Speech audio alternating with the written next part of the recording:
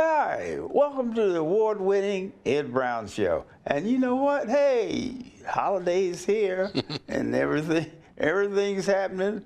We made it through Thanksgiving. The turkeys made it through. Now we're thinking about Santa Claus and the New Year. And we have a young man here who has been working very, very hard and diligently in Prince George County to bring some information that helps everybody. That's what I said, everybody, because communication is the key to success.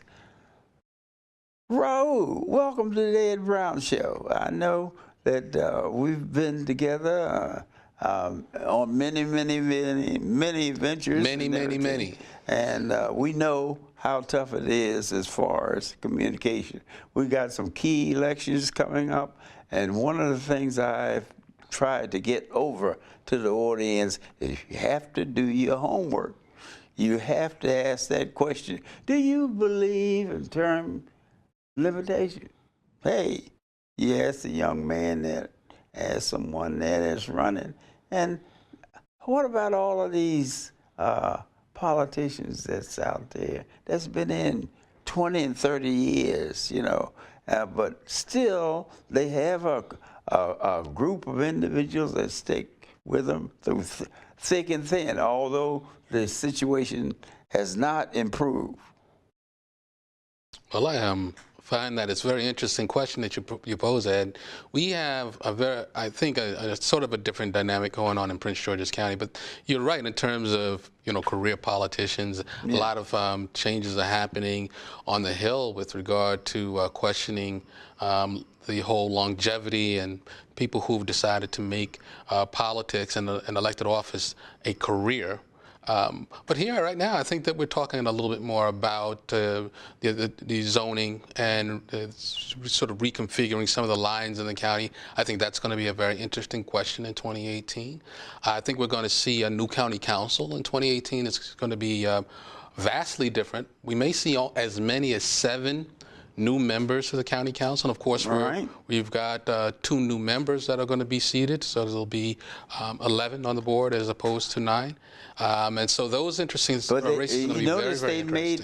They made that so they voted themselves to the point that they can continue their term if they don't run from a district.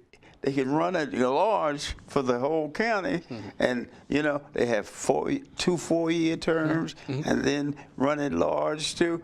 And you look up, you got 20, 30 years. Right. Well, I don't know, 20, 30 years, but I appreciate both sides of the argument on that one. And I see the institutional memory of having an experienced council person who might have been there for 2 terms and now is seeking another term in the at-large seat, which is still limited to far under 20 years. But I also see the other point that when you get fresh faces, you get fresh ideas. And sometimes the times really dictate that we have to have some fresh ideas. I think that Danielle Glaros is going to make an excellent chair. I think she's a rising star, not just in the county. I think she's a rising star in the state. And I've said this before, the magazine, Prince George's Suite magazine, we've done several stories sort of looking at some of the things that she has initiated and the way that she articulates the issues, her passion for Prince George's County, her passion for Maryland, and her general passion for the little guy, for the average citizen, I think is going to carry her a long way. I think she's heartfelt amongst the voters as a genuine elected official who is using her position to advance some things that are going to be very good. I think that Todd Turner is going to be an incredible vice chair. I think that congratulations and kudos to both of them. All right. I believe that with such potential change in the number and in the faces on the council, I think it's wise to have a couple people still there who are from the previous administration, so that certain initiatives and ideas are carried forward.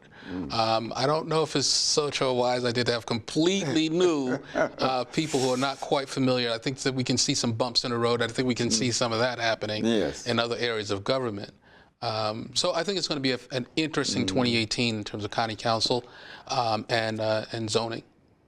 I think what the people are doing, I'm talking about the average person there, that's maybe not as active as an individual running for a position, they are finding out is that they have to increase their knowledge about the operation of the system. Because most of them, just like you mentioned, the hearings and things of that nature, that was not in a person's thought unless something personally happened to them. They didn't participate in the system, you know, if it was crime or something like that. But they just didn't go to the hearings. And the hearings were the ones that where you increase your job, you increase your involvement in the community and everything. And the thing I think what they're doing now is they're waking the people up and say, hey, look, you got to go to that civic meeting. Hey, the Civic Association meeting, the Boy Scouts, Girl Scouts, the churches and things of this nature in order to benefit from the system. Right. You can't depend on Uncle John and Aunt Mary. So, oh yeah, he was good. I remember when he used to run around here and when, you know, that type of thing. Familiarity with the candidate rather than their principle. Absolutely, I completely agree. I think that that's one of the things was we look at the state's attorney's race, for example. We have three stellar candidates. We have Victor Ramirez, we have Michael Lyles, and we have Aisha Braveboy, who was serving as delegate before now. And all three of them have great resumes. And I noticed that one of the common denominators for all three of their conversation in terms of the interviews that we've had with them has been around property crime. Because, as we all know, violent crime is down in Prince George's County, thank God, and we're hoping that it will continue. And I believe that that each of them have the ability to help move that that status in the positive going forward. But property crime seems to be something now that is on the radar with regard to our communities because business owners, homeowners, schools, and so much, these kinds of crimes are now on the radar. And I believe that it will be a very interesting conversation going forward to see how each of them plans to address the issue of property crime. So I think you're absolutely right. It really is about doing the homework and knowing what the candidates have to say about specific issues. Because let's face it, on certain things, these are kind of status quo. You know, there's always the standard answers. And it's always our job to kind of get people to come down to the weeds in terms of what they will do and how they will do it. And so that our voters have some really solid ground to base their decisions on. We think now that you think what effect it is going to have in the future as far as the children is concerned, as far as the education, as far as the opportunity for employment. Here, years ago, we pushed and did a lot of things in education, but we're finding out that, hey, education is fine, but you have to get into the status, and the status of our economic system is business, no matter what. This is the corporations, as far as people don't understand, they run this country. Without the corporations, this system would not function. And they're associated with individuals that take positions in the business world. I think it's interesting that you bring up education, particularly because we just enjoyed a beautiful conversation with Dr. Maxwell that was held by the Greater Prince George's Business Roundtable. It was a really fabulous format. It was similar to what we're doing right now, just having a quick chat. And Dr. Maxwell, who obviously has a lot on his plate, but one of the things, or two of the things that he talked about. I'll just mention these two quickly here that I thought were interesting. Was first the audit. We all know that the audit found that there was no consistent or routine issue with grading and scoring in Prince George's County, and that's obviously good news. But it did reveal that there are some issues. Yes. And those issues have got to be dealt with. Another point that he mentioned, and he did talk thoroughly about the audit, the problems that the audit did reveal, but I won't go into too many details here. But he also mentioned something that I thought was very exciting, which is the 3D program. The 3D program is actually a 3-degree program through Prince George's County where a student gets a high school diploma, then an associate's degree, and moves on to get ultimately a master's degree. Mm-hmm. And that's the term 3D. And all of this is done for $10,000. Yes. $10,000, not a penny more. That is an amazing program. That's a model program. That's something that other jurisdictions across the nation will have to look at as we continue to develop it.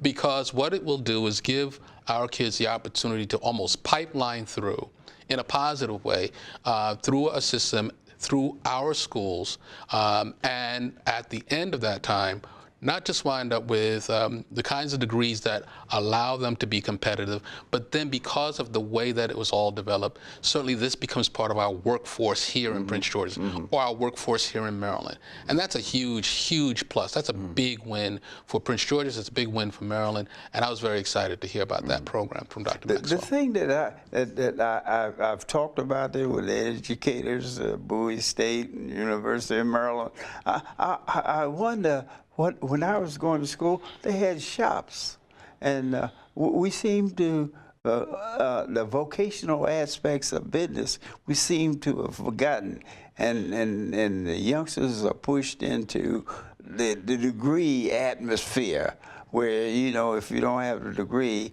whereas you know for yourself, you call a plumber, that's $50. If just for coming. $50? You get one in the door for $50? I want that number.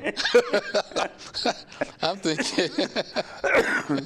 But the idea is that then vocational aspects of employment is something, and one thing it does, it leads to business ownership. Sure. Because you have developed a skill. Sure. in which you are independent, and you can add to it, or you can, there's different things that you can do with that without the pressure of a degree. A lot of youngsters, they say, well, I'm not going to college. I say, well, what are you going to do? Oh, I'm going to the Army, or you know, something like that. But the idea is that I think I've talked to the community colleges, professors and presidents and all, and I just wonder, you know, do we need to go back and revitalize the vocational aspects, because that's where the money is. Right. You know, one of the pieces that we worked on at the suite had to do with all the development that's happening at Prince George's Community College.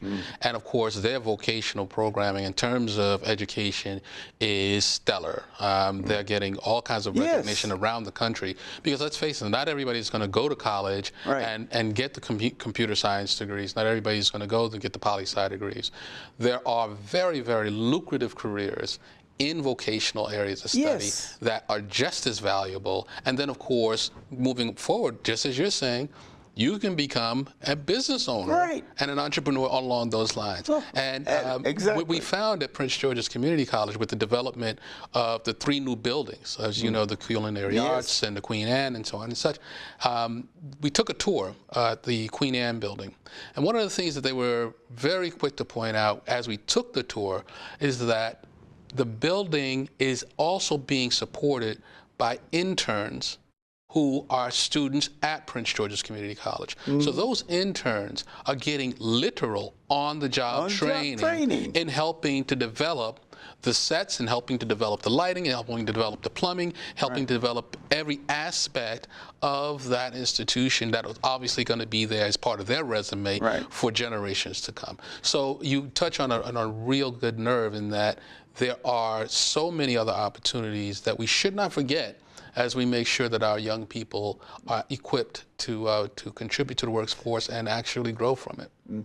Well, the community college, when they were developing MGM and other projects in Prince George County, I think the people emphasize the fact that they want to make sure that these different industries and corporations had some type of training program that would not cost an arm and a leg as a scholastic scholarship. That they would really have to qualify, where youngsters, they get the exposure, the hands-on type of exposure, which is priceless. Priceless, absolutely priceless. And as far as a lot of things that the youngsters were exposed to, they never would have gotten that type of experience on the street. Right. Well, I believe that most of the time, whenever you've done something with your own two hands, that's worth twice the amount of time you'd spend reading about it in a book. And don't get me wrong, I believe that there's a balance in both. But there is something to be said for having done it yourself and the lessons learned in that. And it's just invaluable, frankly. Yes. And what happened, too, is that, there was a tendency along minorities that males had a tendency not to be successful. And that was because of the fact that they did not have the exposure to the outlets to these different positions. And what the political system did in Prince George County, they required part of the contractor's responsibility was to have a training program. I think that was the greatest thing that the local government could have done. Right. I'm very happy with one of the things that, well, many of the things that the Baker administration has done, but this in particular, the Jobs First part of legislation that became law. Yes. I thought that was a very, very astute piece of legislation because it demanded that our corporate neighbors include opportunities for local businesses, small businesses, and obviously hiring contractors and workers that qualified. That are qualified, of course, from our area. And if I'm not mistaken, they're now taking that a step further. So I'm looking forward to that in 2018 as well. So what do you think? We're getting ready to go in 2018. What do you have in mind for Prince George's County and this metropolitan area?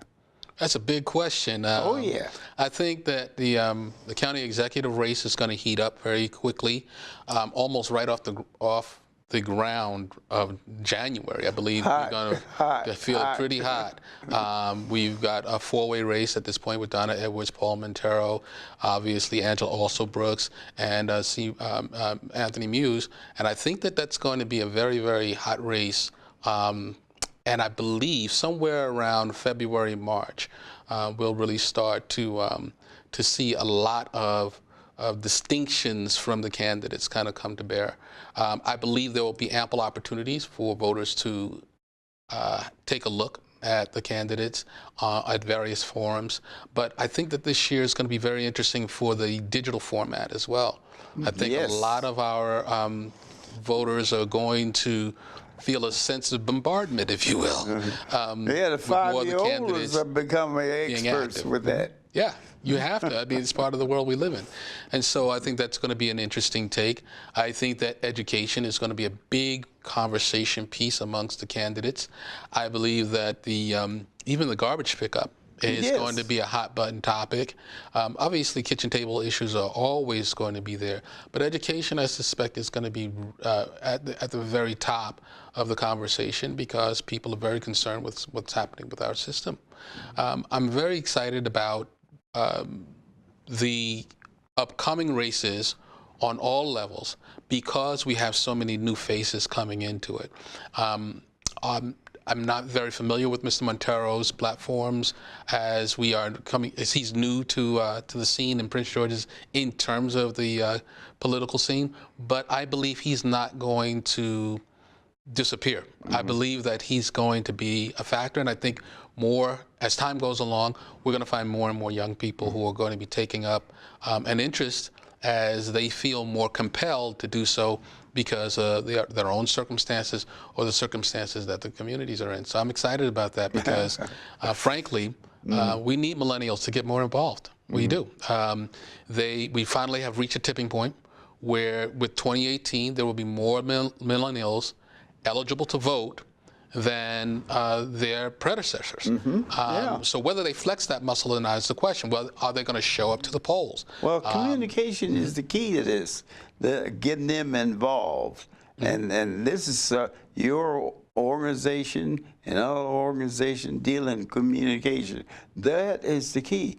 The youngsters need to know about these programs, and they need to be exposed to them prior to graduation. You know, usually instead of walking around, I don't know what I'm going to do. That should be done earlier in the program as far as the making selection. You know, the best selection you can make is selection that you've been exposed to. And one of the things that I'm really pushing, and I think all the Prince George's especially, but the people in the area should get behind a research division for the new Prince George's Hospital, which will be in Largo. Now, what's happening is associated with the University of Maryland now, which has a medical school. And we talk about money, we talk about getting money and costs. I think that all the citizens in the area, not just Prince George County, the whole metropolitan area, get behind a research program. Johns Hopkins and all over this country, they have research. And research, they had a little study. That brings in more money than that cold or that little problem that you have with your toes or eyes or something, because of the fact that people, this is really part of the community. And it brings in, along with the donations, it brings in job opportunities on a higher level available. And I'm just begging the people in this metropolitan area is to get behind before all the bricks and mortar are in place and make sure that this hospital is #1 in the world. Well, that's what I'd like to see jobs. We got some great hospitals here already. Let's be fair and clear. That's right. We've got great hospitals here in Prince George. Johns Hopkins, I mentioned others, but Prince George County is at the front of this thing now. They're starting from scratch. They have economic support from the University of Maryland. And these are things that we need to think about now, not when all the bricks and the mortar and all of that is I agree completely. Then they say, well, we don't have room, we don't have the money. Jobs, contracts, jobs, and contracts. Right. That's what I'm talking about. But this is an opportunity to make it one of the greatest hospitals in the world. And when I say that, it's so many things. And I think in terms of basic things, I remember when whooping cough was the killer. You know, anybody get whooping cough, you know, oh my God, yeah. But through research, you don't even hear. And when the last time you heard anyone talk about having whooping cough? Right. It's gone. And the same thing with the seniors, right. in aging problems that they have. Research what is that? Where you can't move your fingers. You can't. Arthritis. Arthritis. Arthritis been around 300 years. Arthur's always been there. Arthur is Old there. Arthur's All always you been do there. is stub your toe. But why isn't facilities going to these type of Right. problems and doing research on them? And I'm pushing the arthritis thing, you know, because, hey, I'm getting close to that, you know. But seniors and the senior care is not known in one area. Right, it's everywhere. Right, absolutely. Now, I just want to make the distinction. And when we're talking about great hospitals, we have MedStar Southern Maryland, we have Doctors Community Hospital.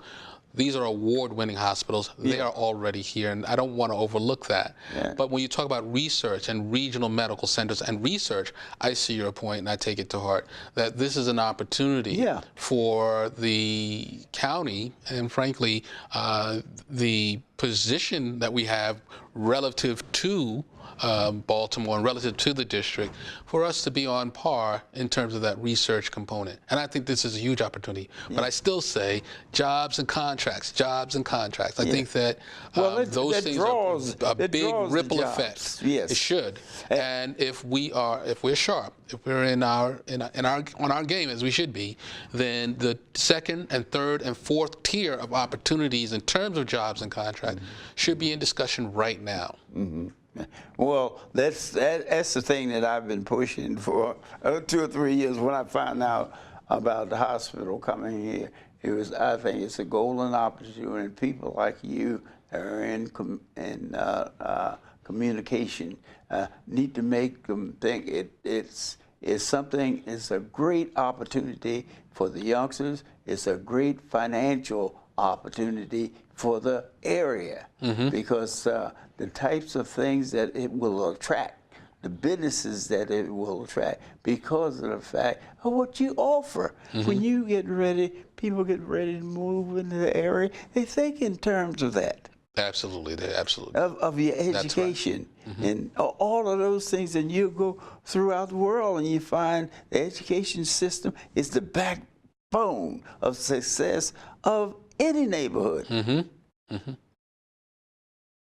So those are my things that I have for 2018. And like I said, hey, get your thinking caps on, get some information in to the county council, to the county exec, and the governor about, you know, supporting a research division of Prince George County Hospital.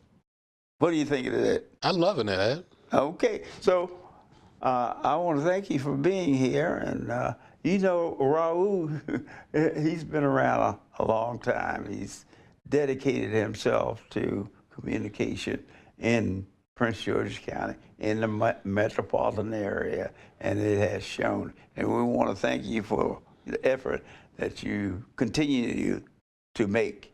And we want you out there. Don't forget to vote. Vote. I don't care if it's for dog catcher or what. Vote. Vote, vote, vote, Vote. See you.